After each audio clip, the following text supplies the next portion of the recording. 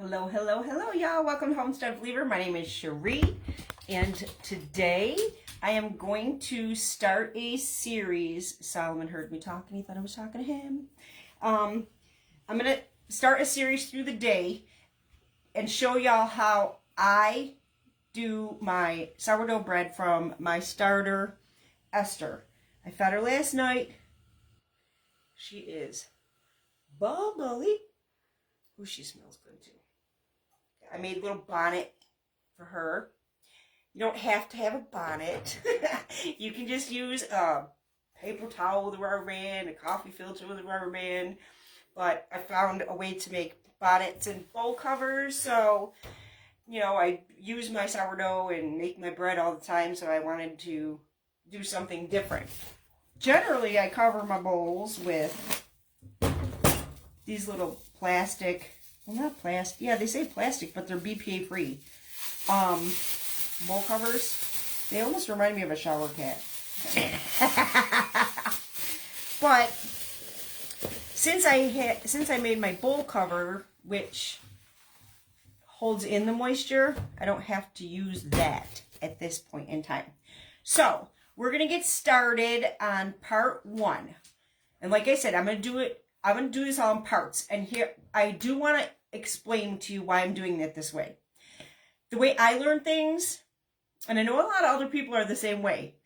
I'll watch a video and I try to write things down, and then I'm rewinding and watching parts again and then rewatching other parts, and that's how I learn.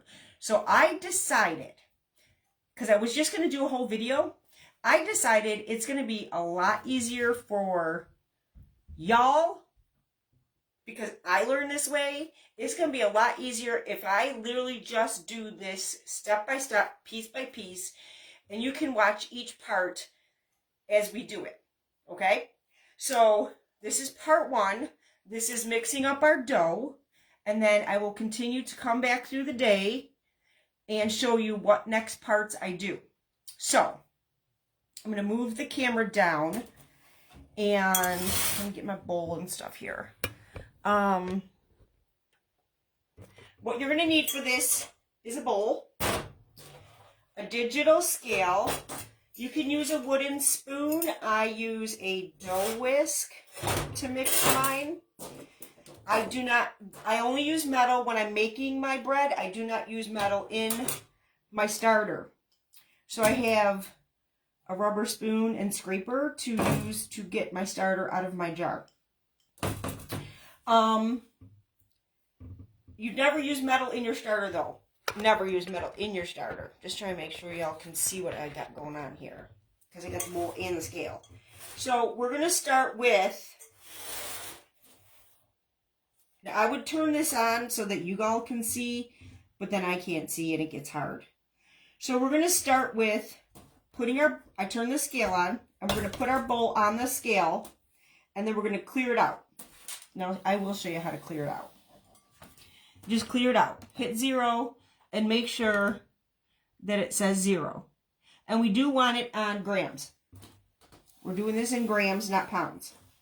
I turned it around, so I want to make sure it stays on 0. Okay.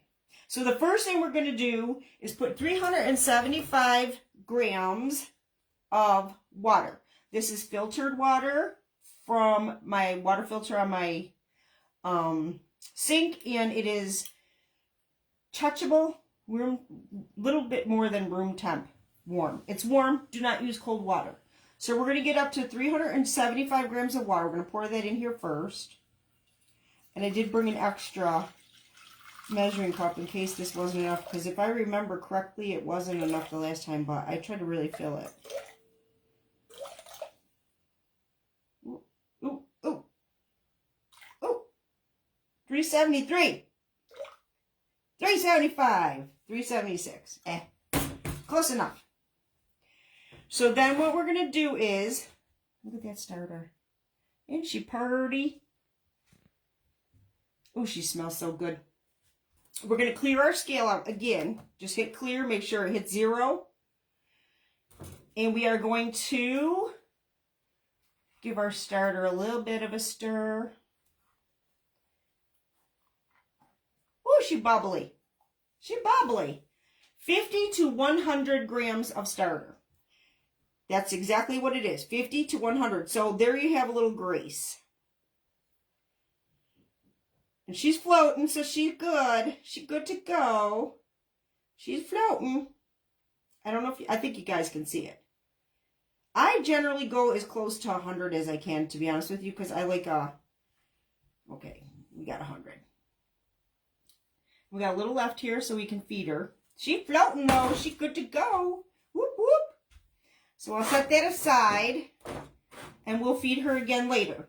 So what I do next is, let's slide it aside. Take it off the scale. You can uncalibrate your, I think that's the proper word I'm looking for. You can ruin the calibration on your scale if you do this on your scale. So I just mix this up with my dough whisk. I hope y'all can see what I'm doing. Take it down a little bit more. Ooh, now you're crooked. Ay, ay, ay. Okay. I'm just stirring this. It looks like kind of like milk. And that's what you want. Just try to get that sourdough starter mixed in there. Not looking for perfection here. So it looks kind of milky, but it's mixed in. So we're gonna, excuse me, we are going to put it back on the scale and zero it out again. And then we are going to add 11 grams of salt. 11 grams. I'm using fine pink Himalayan sea salt. 11 grams of salt.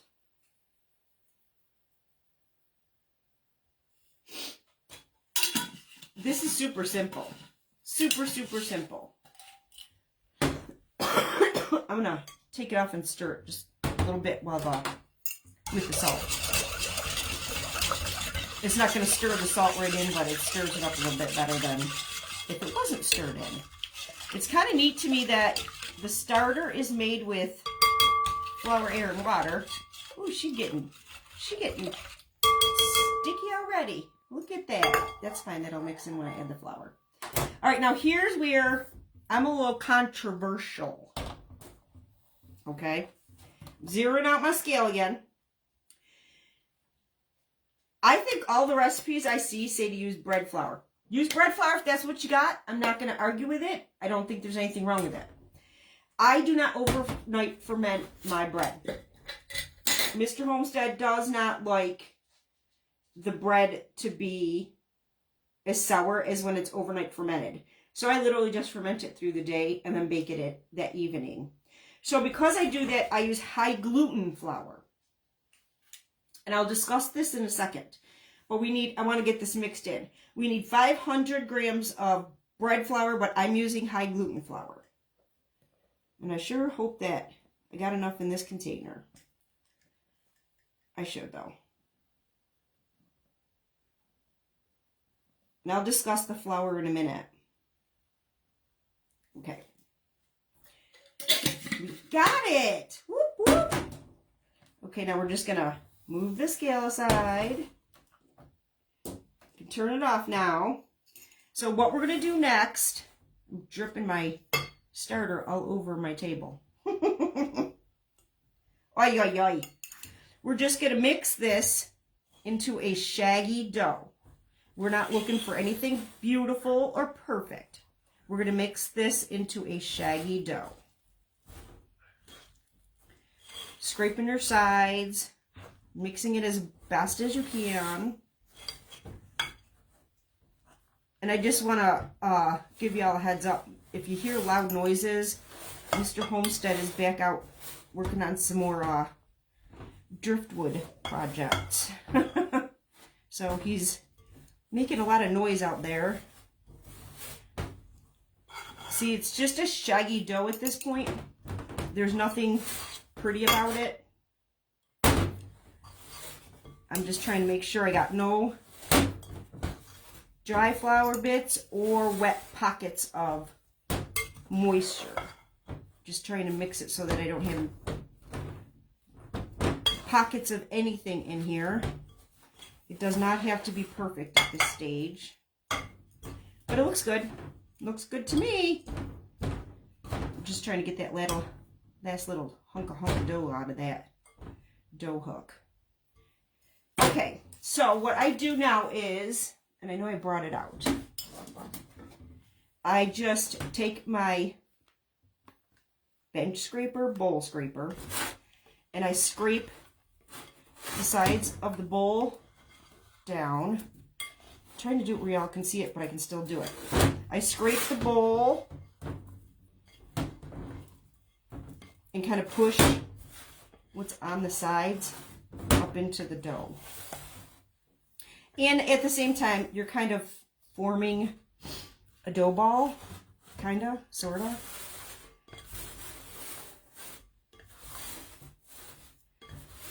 Just scraping it all up in there.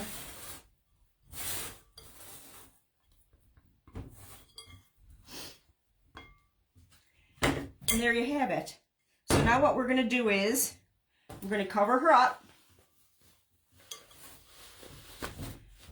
and let her go to sleep for 30 minutes.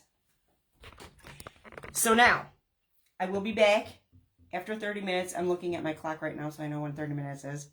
Actually, I'm gonna actually set a timer. Alexa, set a timer for 30 minutes. 30 minutes.